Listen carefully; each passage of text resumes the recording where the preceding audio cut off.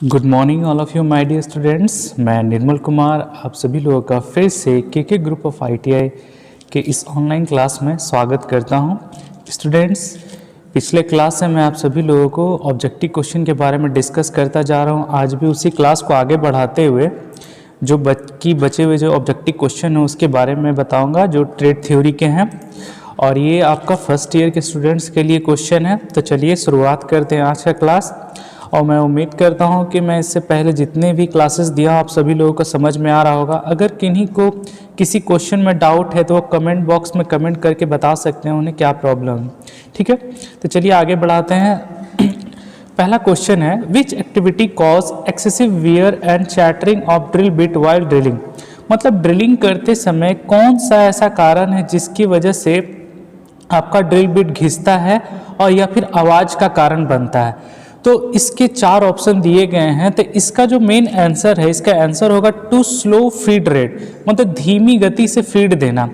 मतलब जब भी आप लोगों ने ड्रिल करते हुए देखा हो तो ड्रिल बिट क्या होता है, एक हाई आरपीएम में चलता है, हाई स्पीड में घूमता है। लो स्पीड में अगर हम उसको घुमाएंगे घिसेगा भी और आवाज़ भी करेगा। तो इसका आंसर हो जाएगा to slow feed rate.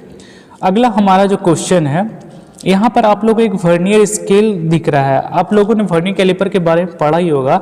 Vernier में एक मेट्रिक सिस्टम होता है, एक ब्रिटिश सिस्टम होता है। तो यहाँ पर ये ब्रिटिश सिस्टम में एक मेजरमेंट दिया गया है जहाँ पर ये एरो को दिखाया है कि यहाँ ये मैच कर रहा है। तो इसका बताना है कि टोटल में एक्चुअल रीडिंग क्या होगा। इसका एक्चुअल रीडिंग जो होगा वो 3.365 mm होगा। अब 3.365 mm कैसे होगा वो मैं आपको बताता हूँ।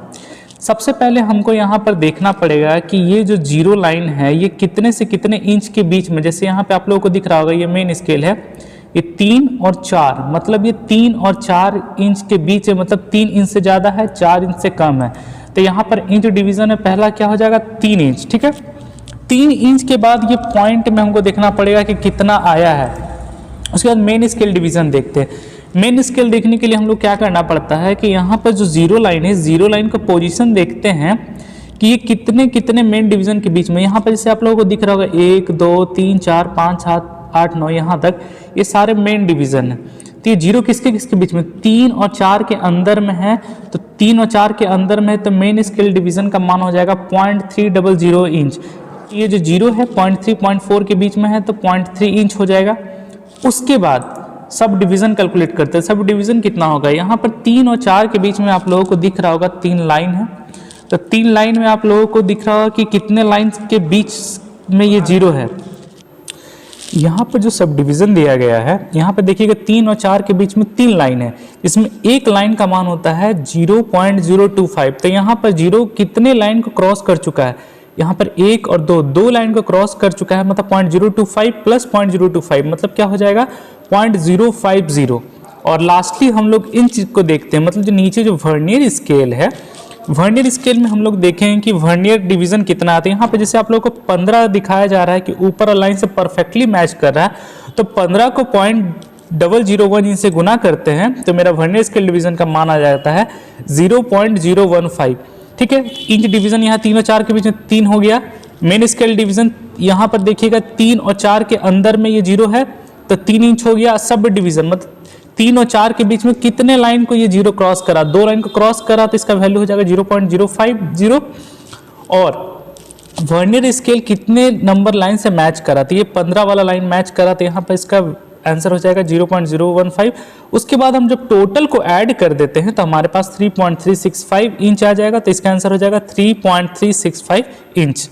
ठीक है, चलिए अब अगले सवाल के ऊपर बढ़ते हैं। अगला हमारा जो सवाल है, which part of combination set is use to mark and check angle 90 and 45 degree. मतलब यहाँ पर आप लोगों को एक कॉम्बिनेशन सेट दिख रहा है। तो इस कॉम्बिनेशन सेट में कौन सा हिस्सा है जिसका प्रयोग हम लोग किसी भी जॉब को 90 डिग्री या 45 डिग्री में मापने के लिए करते हैं। तो इसका आंसर होता है स्क्वायर हेड। स्क्वायर हमारा देखते हैं क्या है। Why ribs are provided in the angle plate. Angle plate में रिब्स क्यों दिए जाते हैं, प्रिवेंट डिस्टॉर्शन। मतलब क्या होगा कि एंगल प्लेट का एक्यूरेसी को खराब होने से बचाने के लिए। जैसे आप सभी लोगों को एंगल प्लेट यहाँ दिख रहा होगा, एंगल प्लेट में ये तिरछा जो आपको एक सपोर्ट दिख रहा होगा, इसको वेल्डिंग करके इस 90 डिग्री में एंगल प्लेट बनाया गया और वेल्डिंग करके इसके साथ जोड़ा जाता है ताकि इस पर लोड पड़ने पर, झटका पड़ने पर इसका एक्यूरेसी ना खराब हो जाए। तो इसका आंसर हो जाएगा प्रिवेंट डिस्टॉर्शन। अगला क्वेश्चन है identify the type of V block. यहाँ पे जो आपका वी ब्लॉक दिया गया है इसका नाम क्या है? चार दिया गया, single level single group, single level double group, double level single group, double level double group.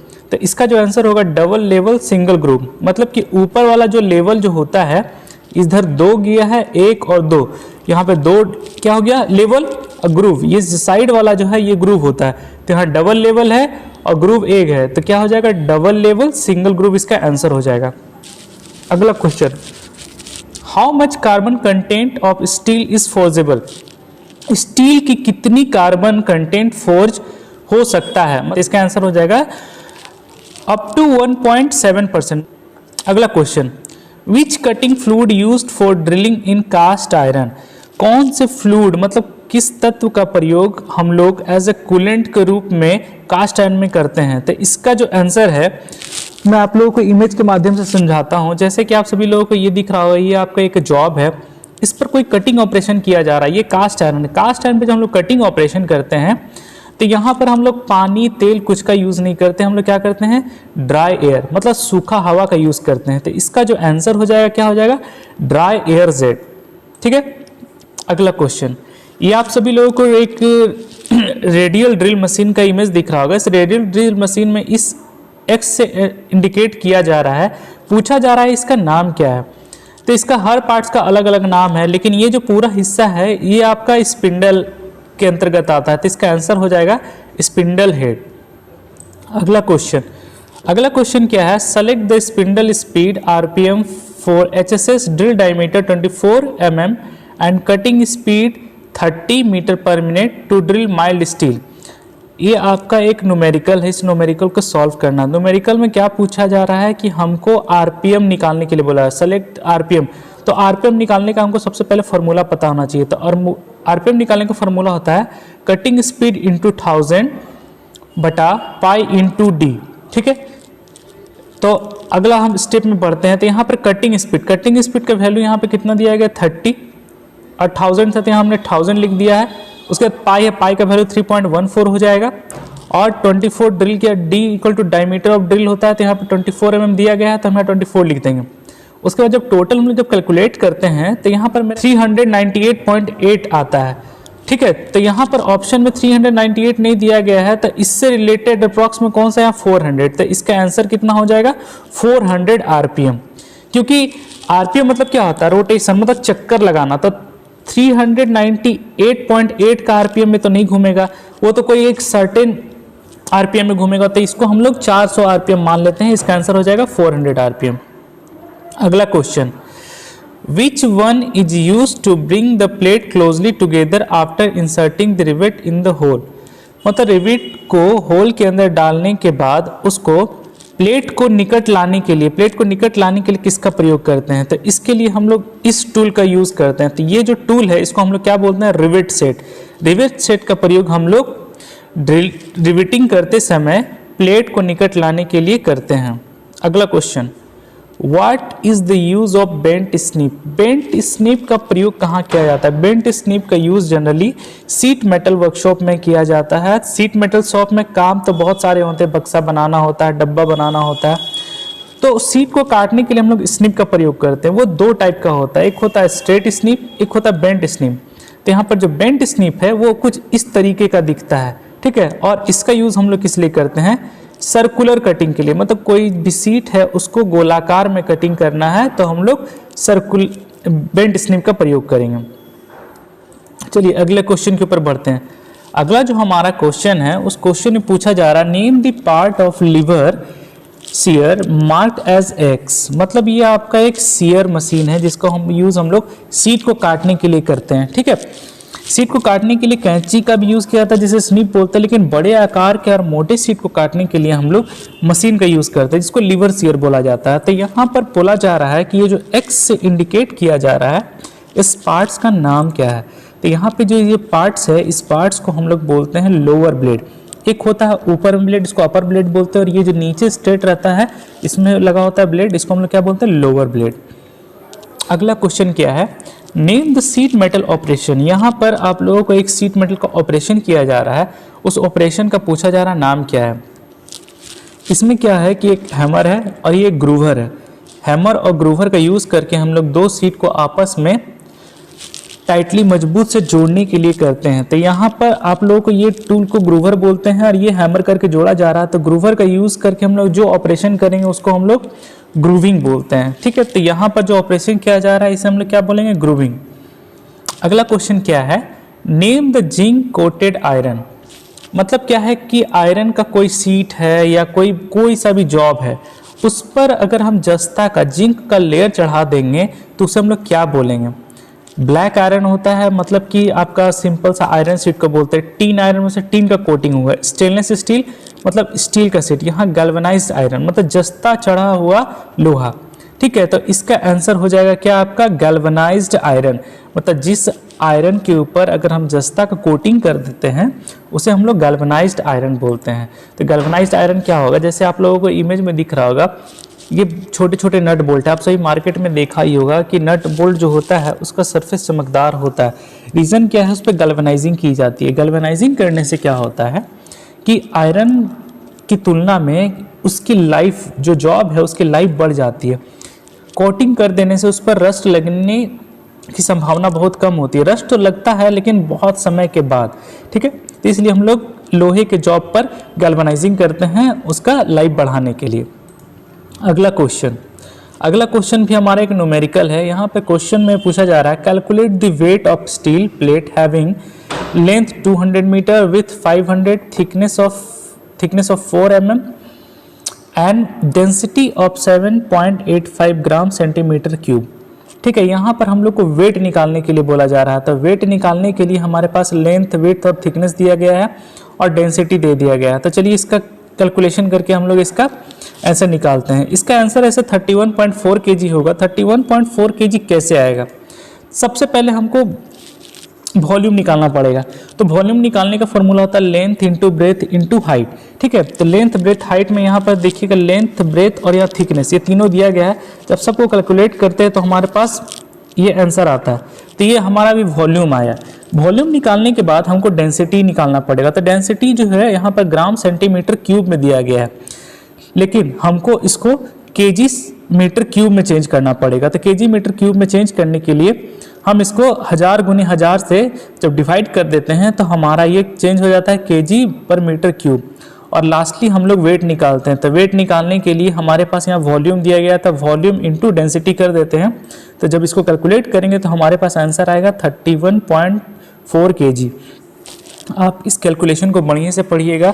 इस वीडियो को देख करके आप लोग कॉपी में भी नोट कर लीजिएगा। ये बहुत ही इंपॉर्टेंट क्वेश्चन है आपका न्यूमेरिकल्स का। ठीक है, चलिए अब हम आगे बढ़ते हैं। अगला हमारा जो क्वेश्चन है, which sheet metal is highly resistance to corrosion and abrasion. मतलब यहाँ पर जो क्वेश्चन पूछा जा रहा है कि कौन सा ऐसा सीट मेटल है जिसमें जंग बहुत कम लगता है। तो देखा जाए तो यहाँ पर कॉपर है, कॉपर में जंग लगता है, आयरन में भी जंग लगता है, अल्मुनियम ही एक ऐसा धातु है जिसमें रस्ट नहीं लगता है। तो इसका आंसर हो जाएगा क्या आपका, अल्मुनियम। अगला question, what is the formula to calculate the size across flat to flat regular hexagon. Regular hexagon निकालने का फॉर्मूला क्या है, इसका एक ही फॉर्मूला होता है आपका यहाँ पे जो √3a। ठीक है, √3a से हम लोग किसी भी हेक्सागोन का साइज निकाल सकते हैं। अगला question, what is the uses of stake in sheet metal work. Sheet metal work में स्टेक का प्रयोग किस लिए किया जाता है। स्टेक क्या होता है, एक प्रकार का, जैसे कि लोहार लोग जिस तरह से एनविल का यूज़ करता है उसी तरह सीट मेटल शॉप में हम लोग स्टेक का प्रयोग करते हैं। स्टेक क्या करता है, कोई भी सीट मेटल को सपोर्ट देने काम करता है। तो यहाँ पे सपोर्टिंग पीस, यहाँ पे इसका आंसर हो जाएगा सपोर्टिंग पीस। मतलब स्टेक को हम लोग यूज़ करके, स्टेक देखिए कैसा दिखता है, इस तरह का हमारा स्टेक है, अलग अलग शेप का। हमको सीट को जिस आकार में मोड़ना है उस प्रकार के स्टेक का यूज़ करके ऊपर से हथौड़ा मारकर सीट को किसी भी दिशा में या किसी भी साइज में मोड़ सकते हैं। ठीक है, अगला question, what is the material of solder. Solder मतलब क्या, सोल्डरिंग करने के लिए जो हम लोग सोल्डर प्रयोग करते हैं वो जनरली किस धातु का बना होता है। वो welding rod, synthetic element, pure metal of alloy. तो इसका जो आंसर होगा प्योर मेटल और एलॉय, मतलब वो शुद्ध धातु या एलॉय का बना होता है। तो यहाँ पर सोल्डर जो होता है कुछ इस तरह का रहता है, आप सभी ने देखा होगा। इसका मेल्टिंग पॉइंट बहुत ही कम होता है, कम होने की वजह से ये जब गर्म करेंगे तो आसानी से ये पिघल जाता है। तो इसका आंसर हो जाएगा प्योर मेटल और एलॉय। अगला क्वेश्चन क्या है, which flux is used for soldering steel. Steel पर सोल्डरिंग करने के लिए किस फ्लक्स का प्रयोग किया जाता है। फ्लक्स जनरली बहुत टाइप के होते हैं, यहाँ जितने भी दिए गए resin, zinc chloride, ammonium chloride, सारे के सारे फ्लक्स ही हैं। लेकिन जब हम लोग स्टील पर सोल्डरिंग करते हैं तो वहाँ पर हम लोग एमोनियम क्लोराइड का प्रयोग करते हैं। ठीक है, याद रखिएगा, स्टील पर सोल्डरिंग करते समय हम लोग एमोनियम क्लोराइड फ्लक्स का प्रयोग करते हैं। चलिए, आज की क्लास में बस इतना ही। उम्मीद करता हूँ मैं जितनी बात बताया हूँ आप सभी को समझ में आया हो। तो धन्यवाद आप सभी का। अब मिलते हैं आप सभी से अगले क्लास में। बाकी बचे जो क्वेश्चन हैं मैं अगले क्लास में डिस्कस करूँगा। धन्यवाद।